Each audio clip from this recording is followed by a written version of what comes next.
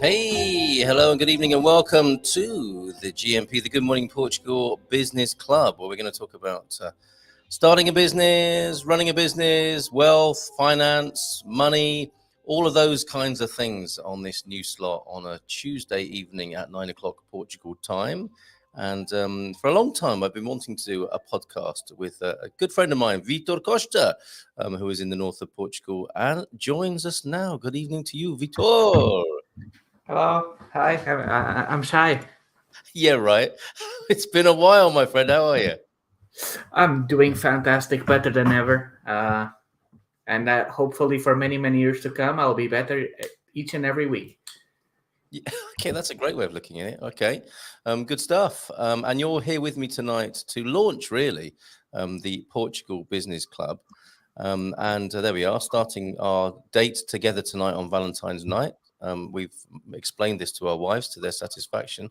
And some of the subjects you might talk about with us tonight, or request for that matter. And please do that if you've got any specific questions. Our aim is to help and serve. So, any questions in this vast area of business, money, finance, and wealth here, specifically in Portugal, and how to manage it here in Portugal, do ask. And it's ongoing. So, if it's something we can't answer tonight, we'll get back to you on that because it's complex. It's different. It's a change of culture, and there are some peculiar things here in Portugal to get your head around, even for Portuguese people, right, Vitor? It's quite a difficult system sometimes.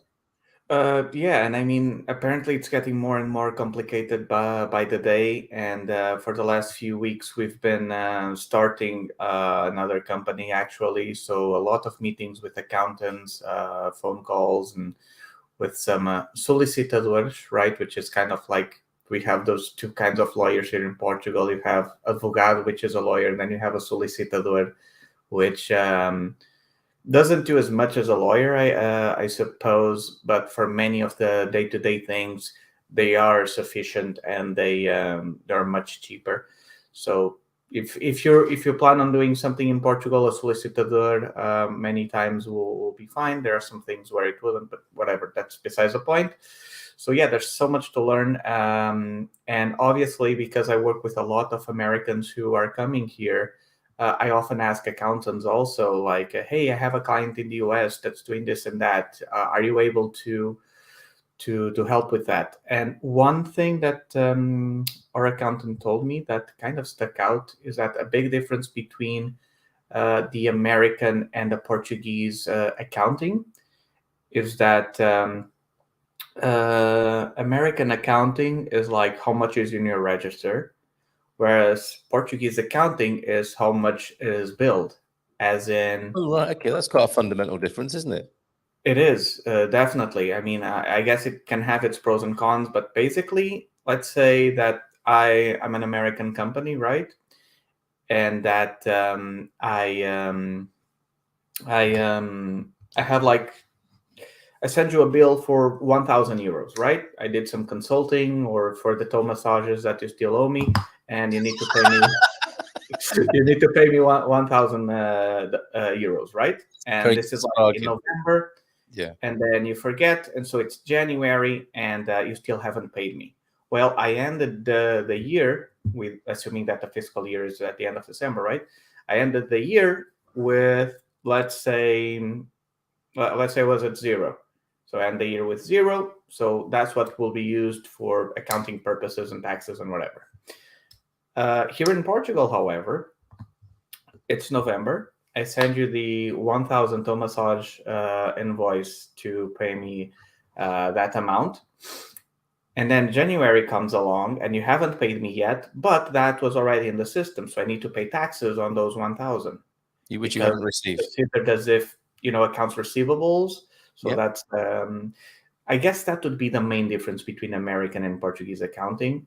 So, but that goes both ways. If you Well, also yeah.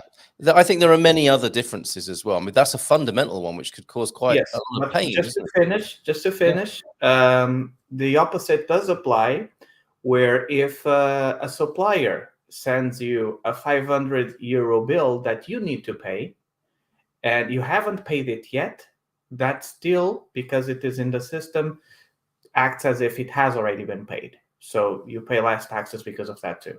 Really? So there's quite a lot of room for creative accountancy on that basis. Definitely hire an accountant. While we were Yes. looking for our accountant, I mean, the one we found after a lot of digging, asking for referrals, her base rate is around 200 euros a month.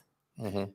And my dad has this company. He pays like 100 euros a month. I know people who pay like 75 euros or whatever, but they also have a mentor who he has over 38 years of experience, in real estate, both investing, buying, selling as a real estate agent. He's the one who got EXP into Portugal pretty much. Oh yeah. And one thing he told me is that accountants are the one thing you shouldn't look at the price. So they are a good investment. If you find a good investor, it's a good idea to spend more on a good one than Yeah. to try and go for a cheap one.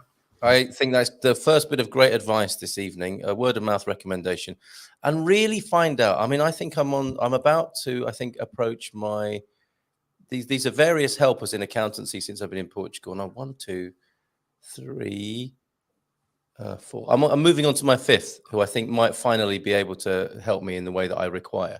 And that is Mhm. no slur or insult to any of the others I've used. They just haven't, I haven't explained myself very well, probably, and they haven't Mhm. been able to help me very well. And I'm now starting with number 5. And I thank Raquel, who's tuned in tonight, I think, for your recommendation. And you'll also be, Raquel, on the show in the morning. Getting down to business. Let's get down to business. The wonderful Raquel from Lighthouse Consulting will be joining us on the breakfast show in the morning, where we will deal with all manner of subjects to do with moving to Portugal. Because this show tonight, some people will be hello, says Raquel. Some people will be tuned in. OLP, perhaps. You might be retiring to Portugal. This might not be of interest to you. However, if you are from the business world, you might like to put yourself forward as a bit of a mentor or a judge on our Cockerel's Coop, if it ever happens again on these sessions on a Tuesday evening, where we get a local business, a Portuguese business, to come and share their idea, and we'll run it in front of the community and see what people think. It's one of many things we could talk about. And Vitor, if you'll permit me for just a moment, I would like to whet people's appetites, and they can, if you're watching and you want to talk about any of these things this evening, we will do our best to get into them. And as I said before, if we aren't able to offer you help, because we're not professionals or experts in all or any of these in many ways, a lot of what we're talking about is our own personal experience, but we will bring the right professionals in and signpost you to the right solutions.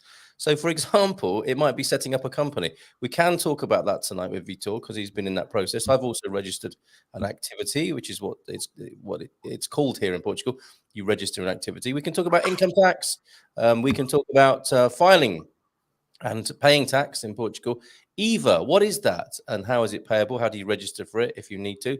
The Financas Portal, oh my goodness, that's a whole mini series in its own right, I think. And that could be so many YouTube videos, I think, the Financas Portal. Financas Correspondence, opening up those letters that come with the perforated edges that seem to come to my house on a very regular basis. And how to get into that as a foreigner. Something like this. I won't reveal the other side for obvious reasons, but Exactly, those we all get those, don't they? Us Portuguese people. Once we're yep. in the system, you're so proud when you get your NIF number, but it opens the floodgates to that as well. NIF number, like the ATM machine. Yes, indeed. Yeah. Well, that whole that we could do, because I made a video with your help, didn't I, about the MB Ways system as well. There are a lot of things here that Yeah. non-business people might like, as well as people wanting or thinking about starting a business, and we may end up putting you off or not, as the case may be. So we've got NHR cryptocurrency, the state of cryptocurrency here in Portugal. I think it's still capital gains tax free. We'll talk about that, I I suspect. think they changed that. Oh dear. Okay. Wealth management, co-working, startup culture, bonds, not James Bonds, but bonds, Portuguese bonds, a way of investing, golden visa, a showcase of if you've started a company and you want to come on and showcase your business and put it in front of everybody as the Cockerel's Coop, please do that. Expat Angels, mentoring, as I said before, mentoring new Portuguese businesses. That could be a great help. A business book club we could do, couldn't we? And business in the 21st century, how's it changing? And what is business anyway? What is it for? Is it just about making money, or is it about social impact? All of these things we could talk about. Which of those take your fancy, Vitor? Oh my, there are a bunch of them actually. I mean, if you can show them, I can tell you a few of them. If you if you Yes. if you Can you pull up the see that? list again. Is that print big enough? Shall I? Let me just enlarge it a little bit for you. Okay, Control plus. so setting up a company would be one because it's the freshest in my memory, as well as some of the probably highest considerations of whether or not to open a company. Yeah. And something that we've been thinking about to maybe get around that. I'll have to speak to the accountant. Wealth management could be a good one as well. I know a fair bit about cryptocurrency, but haven't been too active there. Golden Visa, for instance, I've been hearing talk. I mean, honestly, I've been hearing talk that the Golden Visa is going to end since before I knew what real estate meant. So That's such a good comment, and it's on the I, agenda again, mate. It's in the news. It's going to be ending again next Tuesday. I don't know what's going to happen. I know that I know a deal south of Lisbon. It's like a hotel. I know people can get Golden Visa with that investment for around 280,000. Correct. They get the 30,000 return apparently on the first year, and then after 6 years, when they have their citizenship, the company buys back the initial investment. So essentially, a free citizenship card Yes. thing. And if you can pull it down a little bit more. Where are we going? Downwards into the book club you wanted to do, didn't you? I remember from talking before. Yeah. And what we can talk about what business is, in my opinion. I think I've been learning a little bit about that, but I think that's probably a Jasper. great place to start. I think that's a great place to start. What is business and what is modern business? And that can tie into some of the book club ideas potentially, can't it? Because I know, find great inspiration in some of the writers about business. I think we're a lot of fans here of Robert Kiyosaki, Rich Dad, Poor Dad. Grant Cardone's another one, right? Who I think Yes, you're a big fan two of my favorites. Okay, he's off to get his books now. Carl Hyde is saying that's a lot to discuss in one show. It's a series, Carl. Tuesday nights. It's the GMP Business Club. What do you want to know about, Carl? There we go. Rich Dad, Poor Dad. Right there. Let me This just give was you the book that got it all started for me. Yeah. I actually read listened to the audio version, and Yeah. then even though I listened to the whole thing, I still went out and bought the book. And then this is a pocket version, and then I bought the pocket version. Oh, that's so sweet.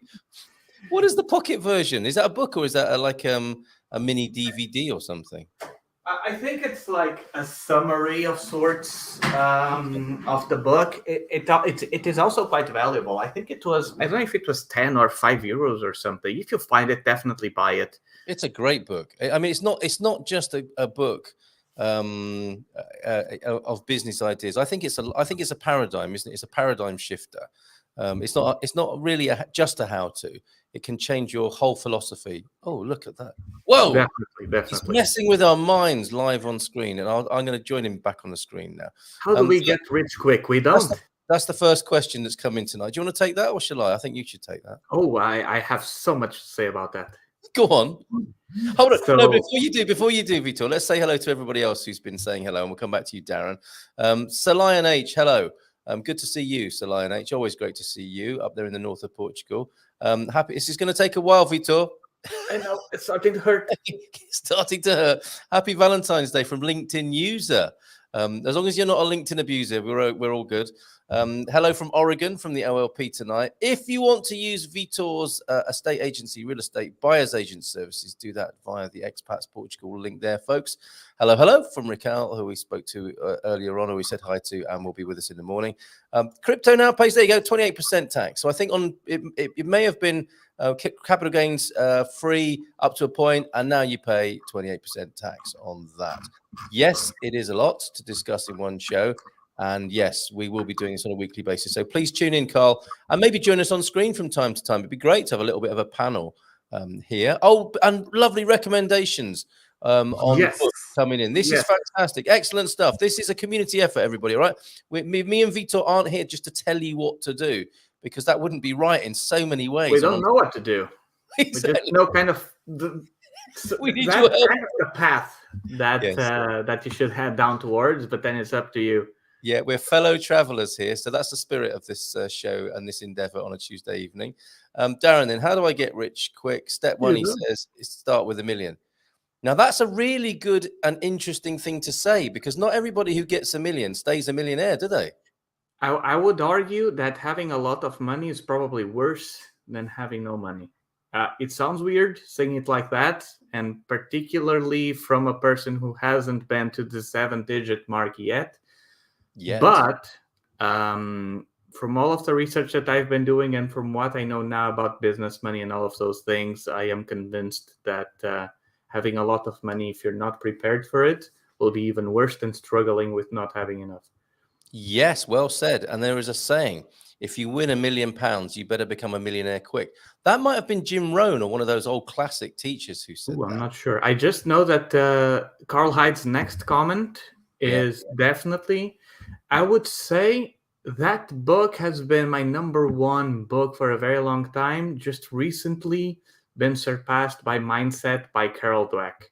Okay, tell us about Never Split the Difference completely changed the way how I think, how I interact with people, how I interact with the world. And it's just been very life-changing. So I devoured that book in like 2 days. Never heard of it. It's not a book about gymnastics then, I take it. It's easiest way to put it is it's like FBI tactical empathy. Oh, I think you have mentioned this. Carl says he will take his chances with the million. Yeah, and everyone would say that, wouldn't they? Because at least you've had a go with that. But the millionaire mindset is very important. It's one of those things. Be careful what you wish for, and you don't really know what you want until you have it, and vice versa. Yeah. Sometimes we really want something, we get it, and it just feels hollow. The thing with money is that, so statistically speaking, and of course, statistics, you always have to take them with a grain of salt, but about 80% of people who win the lottery go broke within 2 years or bankrupt, which means they end up worse than what they were. Mm-hmm. Yeah, that's the book. Definitely get it, grab it. You can also search for Chris Voss on YouTube. He has a lot of videos, whether it be interviews, his presentation, all of those things. You can hear his tone. You can hear how he uses his voice.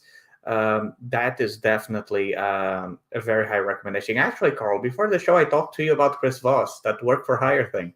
Oh, okay. He's already been mentioned twice tonight then.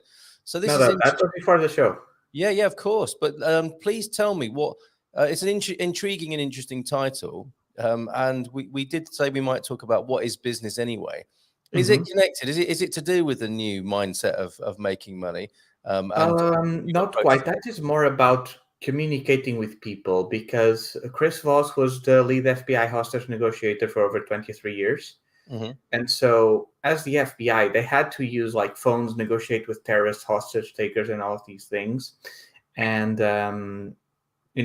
they had to do things that worked. And for the longest time, they had no idea how it works. They had no idea why, if you say this word, if you use this tone of voice, they had no idea how that works, like on the brain. They just knew that it did. They went along with it. But now with neuroscience, they can explain why it works that way. Wow.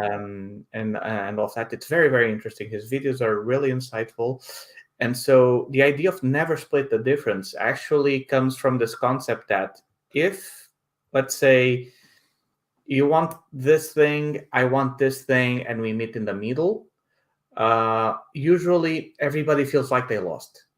It's not really a win-win. It's more like a lose-lose. And so never split the difference means getting exactly what you want, right? While also making the other people feel like they got even more than what they wanted, or they got what they wanted, and they feel really happy with the deal. And to give you an example, let's say that somebody takes 4 people hostage and they demand a $1 million ransom. You won't pick up the phone and go like, okay, let's split the difference. You keep 2 hostages, we send you 500,000, right? Okay. Yes. Yes. No, okay. They get what they want. And then they've got 2 hostages left over. Exactly. And because America does not pay ransoms so that they don't encourage other countries from kidnapping American citizens for easy money, yes, they have to get all of the hostages back and not give them any money. Yes. Wow. Okay. Have you used this in your negotiating life? Definitely. And the thing that has been the most helpful with, above all else, has been with my daughter, who will be 4 years old next week, Very good. as well as with my wife, which our relationship has been improving more and more. The more I learn about sales, the more I learn about communication and all of these things. In fact, in the beginning, I would do certain things, and she would be like, Don't use those techniques on me," or whatever. And it's like, but it's the truth, right? Mhm. Like, I'm doing this because I want to communicate more effectively with you. And then she was Yes. like, "Yeah, I guess." And now it's just getting better. So learn negotiation skills, not just for a business or whatever it is, that too, but also because it will make your personal life and relationships better, in my opinion. Well, this is an interesting theme, isn't it? This is what modern business could be. Maybe it's always been like that, but it's not been so explicit as it is now. That actually running a business is possibly the new rite of passage for people. You know, we don't have amazing rites of passage ceremonies where people grow from children into adults. We certainly, a lot of people have a lot of challenges in life, no question about that, but not many rituals and moments of stepping beyond the childish years. Some of us never get out of that, do we? And Yeah. into what might be real character building stuff. I remember once working with a guy, a mentor, who said, this is starting a business is the new rite of passage. This is the character building stuff. All that you need there to work on yourself is there in what you might think of as running and starting a business.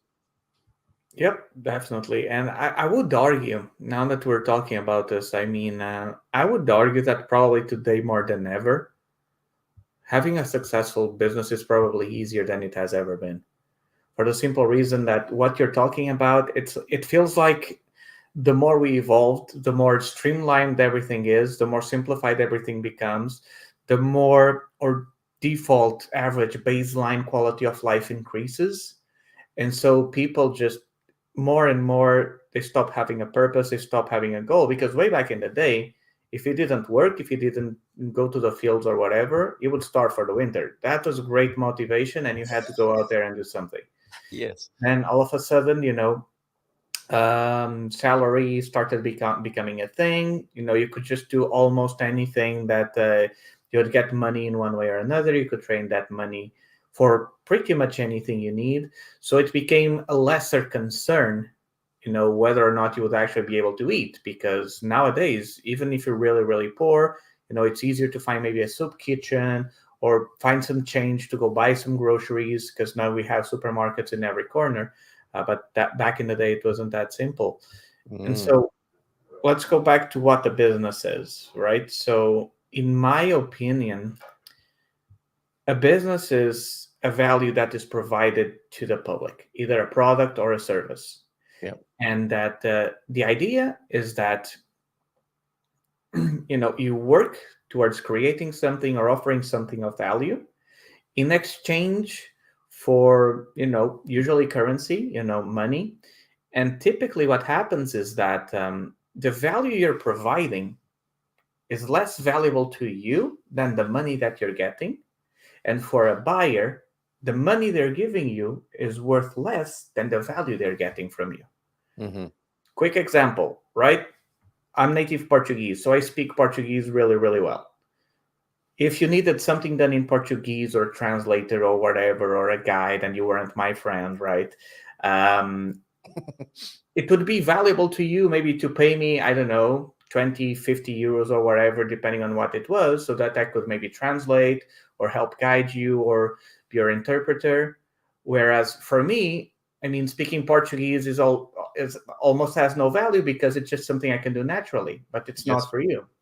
indeed. And likewise, if one day I go to, I don't know, Germany, I don't know how to speak German, I would value hiring someone who speaks German so that they can communicate and help me interact with the locals and whatever needs to be done. And the money I would give them would be worth less for me than the value of having him allow me to communicate with the public. So I really believe a business is as simple as that, is you provide a value to the community in exchange for something that is of value to you. Hmm. And another change, I think, this is Raquel saying a very interesting perspective. Tell us yours as well, Raquel. I'm sure we can go into that tomorrow morning as well. We can pick it up, the baton, and keep running with this. And certainly we'll be back again next Tuesday at 9. But so, okay, so that's business in principle, in theory. Something else that seems to be something of an obsession for startups now, and I think my experience of the startup culture in Portugal is great. There's a lot going on to support entrepreneurs and young people in businesses and attract people from overseas to run businesses here. It's about impact as well, isn't it? It's not just about that's you described the mechanism, haven't you, by which you can attract clients, and then what principle is at work to bring the money in, and this is the first million that Darren was talking about. So let's say you had one client who paid you $1 million. That would be because to them it was worth giving you $1 million for something that wasn't. No doubt, no Yeah, doubt, no doubt. yeah. Okay, A person will only ever pay any amount of money if what they are getting has a perceived higher value. yes, yeah. For example, if you buy, like, never split the difference for like 20 euros, how much is it really worth to you?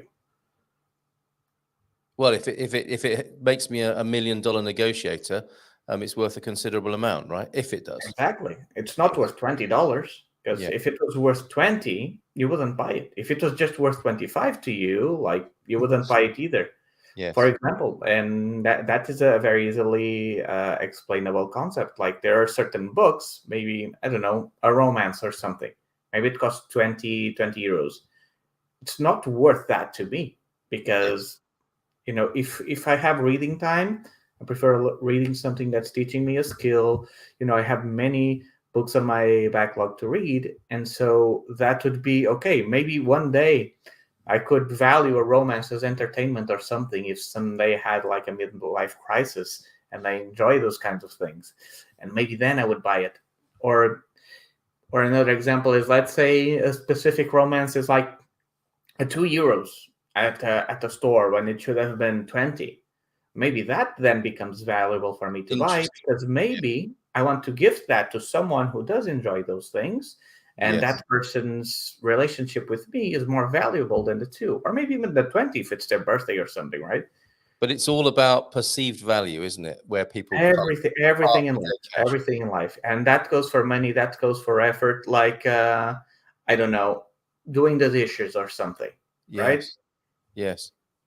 It's because you value more either having a clean house, and that tomorrow you won't have to worry about having a clean cup for dishes for breakfast.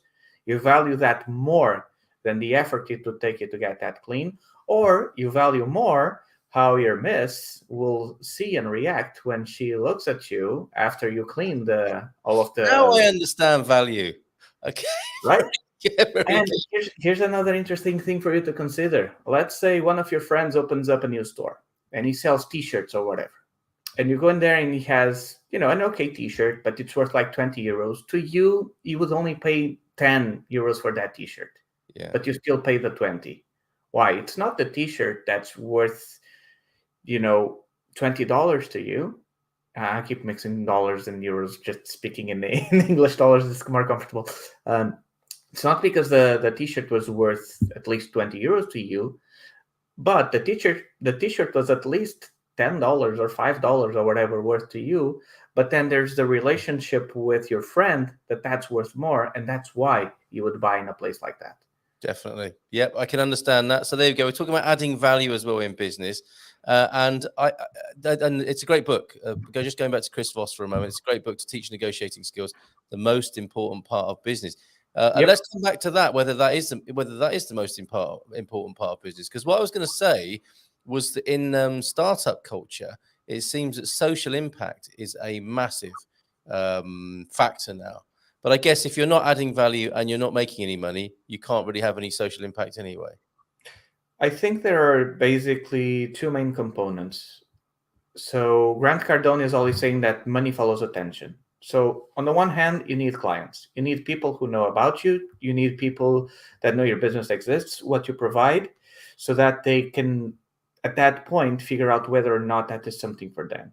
But then you need to deliver some actual value. So first part is getting people to know about you. The second part is having people stay and actually maybe even eventually pay you. And I believe most businesses actually fail quite a bit on both sides, because I mean, it's something that I keep studying, and like I apply this to almost everything. I'm in a group for small YouTubers. It has like 350,000 members, and about 99% of the posts there are people who are just interested in themselves, right? They create a YouTube channel, but they don't really realize it for the most part, most of them. But their main goal of doing it is because they want to become monetized. They want to reach the 1,000 subscribers, the 4,000 watch hours, and they always make a post like, "Oh my God, I reached 1,200 subscribers, but my watch hours are just like 35." Because they just did shorts, because they knew that shorts were the fastest way to get subscribers, but now they needed Yes. to watch hours. Yeah.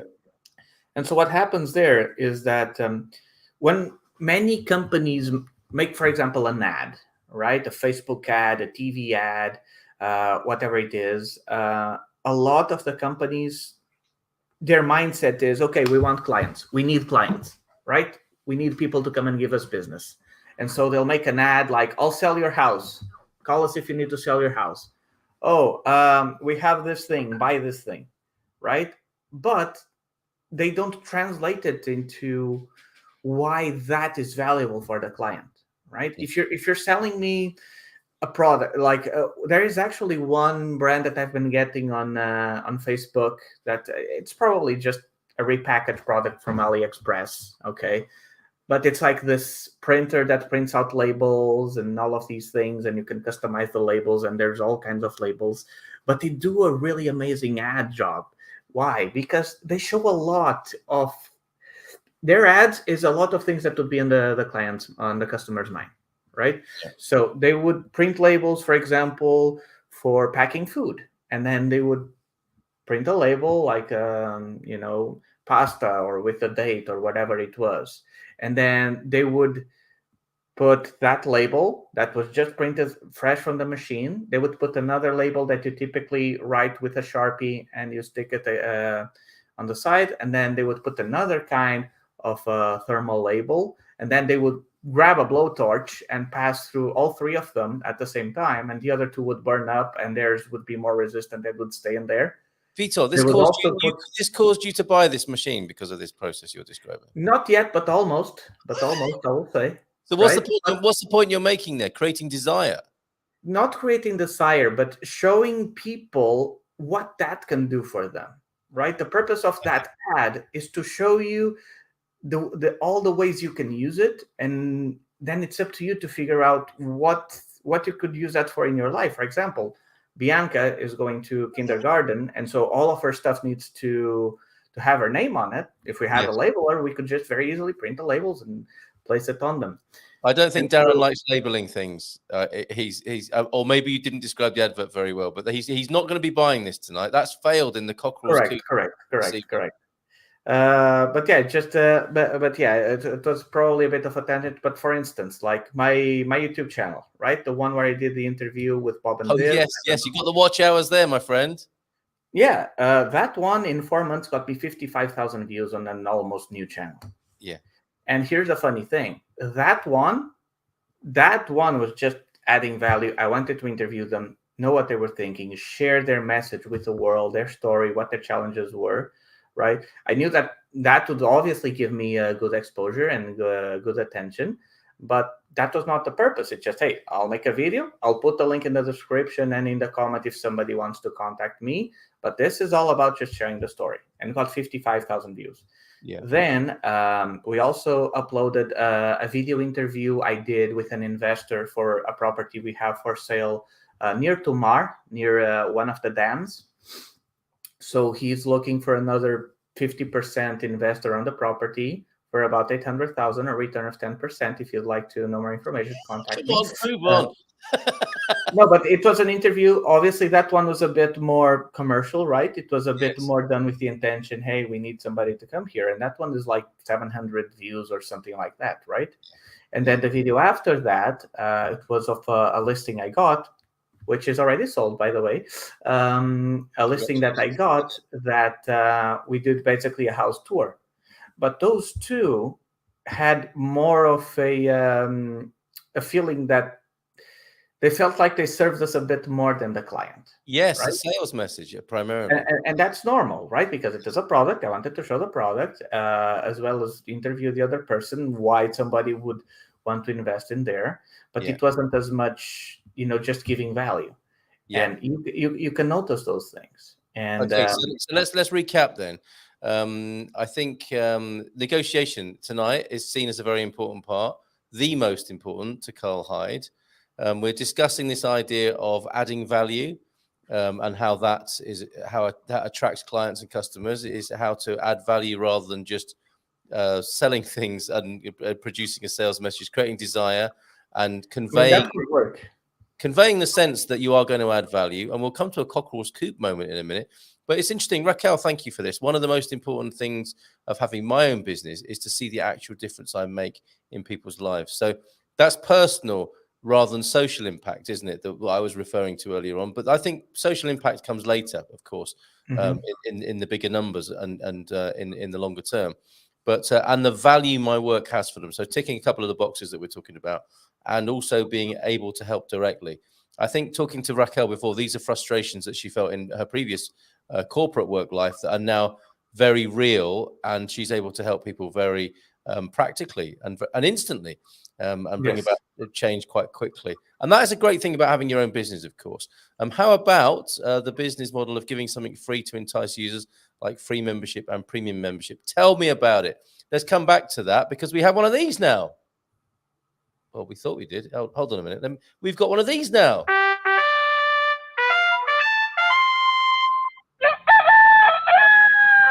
The Cockerel's Coop, everybody. Here's a business idea. Please keep them coming. Thank you, Simon, for being here tonight. I once had a product idea to target a niche market on the internet for a shampoo containing real gold. They retail at about £80 a bottle. That's 80 sterling, I think. I have 13 questions, and all of them are why. Oh, I haven't finished the pitch yet. Containing real 24 karat gold.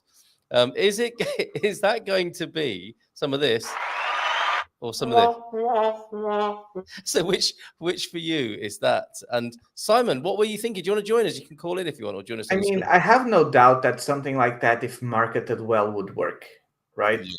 But then it comes into a whole other kind of worms of like whether the business that you are growing is valuable or not, or if it really has value to improve people's lives. Because there are things that are like novelty, right? Those, right? I would say that would probably be a novelty. I can imagine that people who would buy that would be probably lower or middle class to feel like they were rich, or somebody who's so stupid rich that they don't know how else to spend their money, and like they literally cannot spend it fast enough to get there. But even still, I don't know. You mentioned them before, Vitor. These are the people who win the lottery and then get rid of all the cash on ideas like this, right? That's why they're not 80%. They're in the 80% of people who aren't rich anymore 2 years later. Yeah, exactly. But I mean, when I think about business, I think about like, is it something that you can see yourself doing like for years and years and years? Because there are definitely businesses that are just to make quick cash, and then sooner or later they will fail, and people know it, hopefully. But the other thing to consider is that when it comes to mindset wise, I believe that we all know that those people who open a business just so that they can make money, we often call them greedy and all of these things, right? And I believe that people who only focus on making money with their business, I believe that doesn't really help. Sooner or later, the business will struggle because, again, people will not feel valued. They'll feel like they're more being taken advantage of than being given value for their money. But then the other side of the coin is people who are in business because they say just to help other and money is not important. And I don't think that is a good mindset either, and that is something I struggled with a lot. Like been there, done that, right? the first clients I worked with, like Bob and Viv and so on and so forth, I would interview them, and I would work days and days and days just helping them find a listing and see properties and whatever. And I would feel guilty even asking them for money. And my pitch at the time was like, "Hey, you know what? If at the end of the deal, you're happy with my service when you're here in Portugal and everything is done, I'll let you decide if I'm worth between 1 or 2 months of rent, and then I'll let you figure that out." And I can imagine a lot of them were a bit weirded out I because bet of they that. were. I bet they were. They found what you were doing very useful. I know that for a fact. But you had your own issues to deal with it, didn't you? And it's not unlike this. It could be a version of this, couldn't it? You see, it was like free membership and freemium, where you were hoping that they would spend with you at some point. Now, there are two things at work here. There is that principle, isn't there, that hoping that your clients will spend with you at some point. But there's also the matter of self-worth, which I'd like to connect with this idea here. You see, Darren, I think, in separating himself from the rich people who need expensive things to buy, might not see him as the person who would buy his own product that he would sell to rich people. And Mhm. quite an important aspect, I think, or factor here is to see yourself as somebody worthy of earning the money you feel like you deserve, rather Mhm. than thinking of your, I mean, by I suppose by a process of logic here, if you're looking at rich people, you're also saying something about yourself, aren't you? That you might not be one of them, and you're coming up with plans and schemes to have them waste and get rid of their money because they need to. I think that's a bit of a Mindset, fallacy, actually. I think that's a bit of a mindset, yeah. fallacy. Yeah, and this is a mindset thing, isn't it? Whereby some people do freemium because they don't feel like they deserve the money, and it's not a cynical ploy to have people trade up, because sometimes, as you were just describing there, I think they never even trade up in the end, and then you've done all that work for nothing. How do you change, or how did you change that mindset, Vitor? Whoa, there are a lot of things I'd like to comment there. That was a great. So first of all, let me address the mindset and the rich people thing. So I grew up most of my life in a poor mindset. I only started changing that when I read Rich Dad Poor Dad, and ever since then I've been talking to and meeting lots of people. I don't know if I've talked to a billionaire yet. I don't particularly know everyone's net worth, but I've definitely talked to several millionaires. And one thing that I noticed very, very quickly throughout all of this process is that rich people are normal people. Yeah. And, the real genuine ones that really got there, through hard work, sweat, and tears, and they really understand the value of what they have and all of these things, they are normal people and they see themselves as normal people.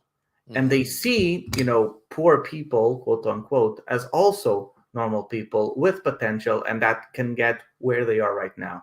Yes. What I noticed also really quickly is that the people who segregate rich and poor are those who still live in a poor mindset.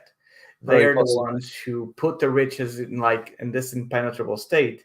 And if they ever were to come across in public a very rich person or a millionaire or whatever, they would either give them the side eye and scorn them at a distance, or if they were to interact, they would be like, "Oh my God, hello, sir, how's it going? Is everything okay?" Right? They would put themselves lower Hmm. because they would see the other person as like some miraculous being. And Yes. I can tell you again from experience, you can be buddies with a millionaire and a really rich person and whatever, even if you have nothing. Like I joined Nuno Vencelau team, which is like the number one team on EXP here in Portugal, mostly through his contributions, as far as I know. And when I joined his team, I had been on real estate for like 2 years, and I only closed one deal because it was a referral. And I still got into being part of his team because I was already working on my mindset, I was working on my things, and I was going there.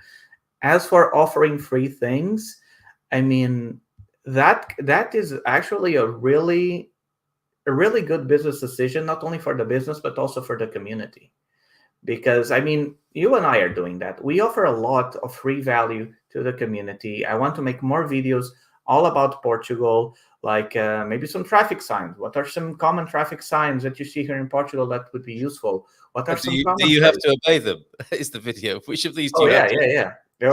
What areas should you go the speed limit? Radars. Uh, Yes. content like that.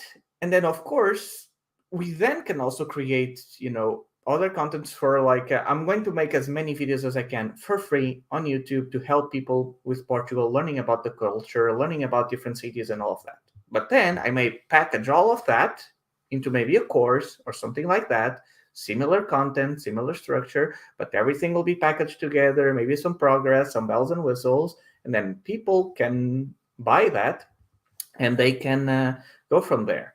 The other thing is that sometimes after you do a lot of freemium, uh, sometimes people can't pay you at that moment what you're worth, right? Yeah. And by giving them still free content, they will still appreciate that. I know for a fact that when I was starting and we were counting every single penny we had to eat and all of these things, I did Cardone University. Those 14 days free trial were easily worth more than 1,000 euros at that point in time. But I could not pay their monthly fee, which was only like $79 a month or something. But I could not do it. But it was so helpful that I got, all of that training for free. That one day, even if like it's not a product that I'll need at the time or whatever, I wouldn't mind, giving them hundreds or even thousands for Yeah. something, or even just give us a donation, or maybe, And you hey, are a salesman. you know what? You're in his sales force at the moment, aren't you? You are a Grant Cardone salesman, and that's how it's working as well, isn't it? You're so grateful and inspired Exactly, yeah, exactly. that here you are And talking about him right I here. understand that works on that human principle of reciprocity. Yes. But I'm totally fine with that because you know what? He helped me. The Yeah. fact that he gave me a lot of free content helped me become a lot better than how I am. And Yeah. so it's fine to compensate him or maybe even buy one of his products to give to someone else that Yes. Great idea. might be Pay it starting backward. or pay it forward.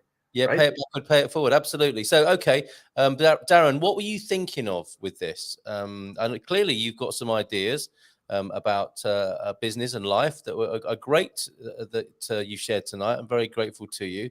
A little bit of context here. This changes the game on the goal. Is that someone ringing in? The goal. That's you ringing me. Did you want to be on the show twice? Yes. Okay, let's answer you on the. Let's have you on the show twice. Then, are you there, Vitor?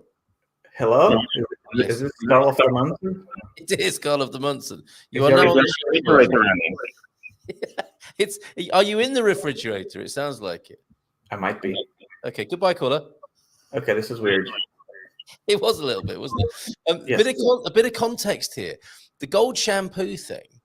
It makes sense now that Simon had an online boutique shop selling coins and antiques, buying and selling a wide range of products made from fine metals. Now, that is a niche already, isn't it? And within that niche, you have a warm prospect, I suspect. So, from a cold start, we kind of laughed, didn't we? We thought gold shampoo, no, and Darren thought maybe some rich person will buy it. But now you get a bit more of the Cockerel's Coop, because suddenly we've got a niche and suddenly it makes more sense, and that you have to contextualize your product and your service, don't you? I think to make it work. And there it is. There's a bit of context which makes it suddenly sound like a better idea. I don't know how it went.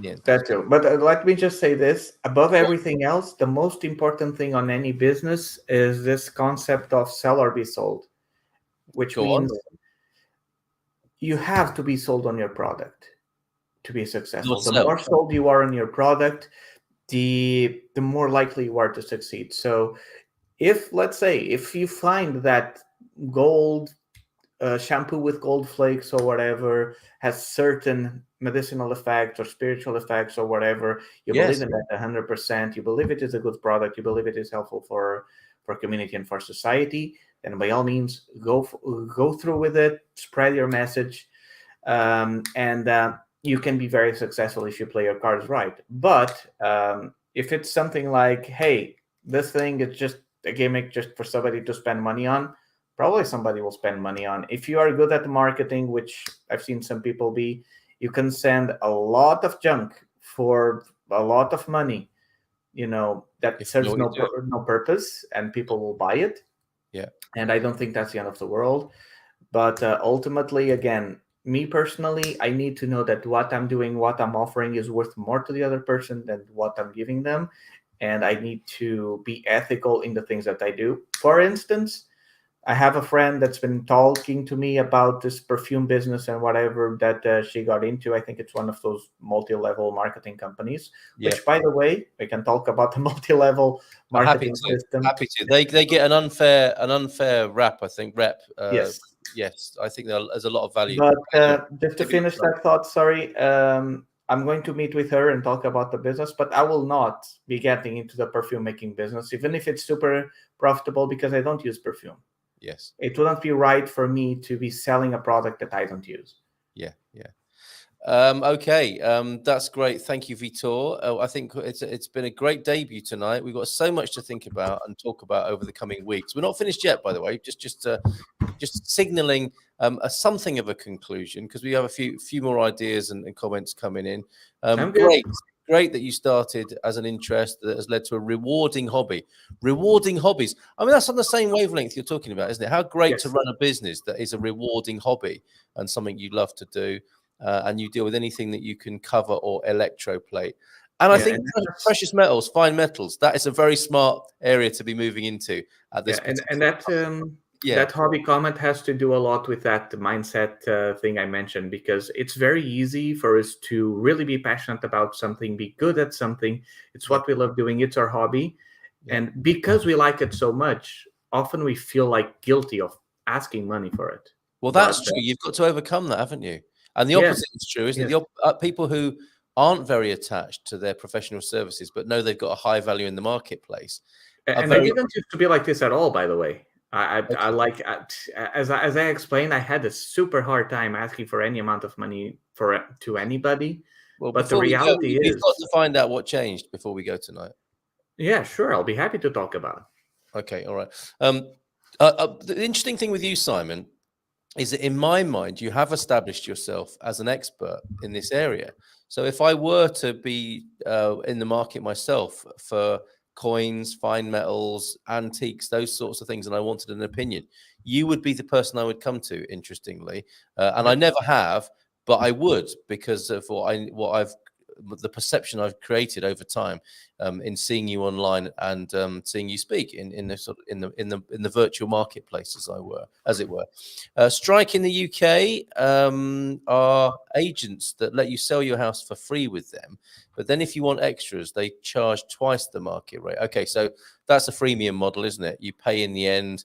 They lure you in on a free service. It sounds a little bit like you're punished ultimately. I don't know. Depends on how it's used.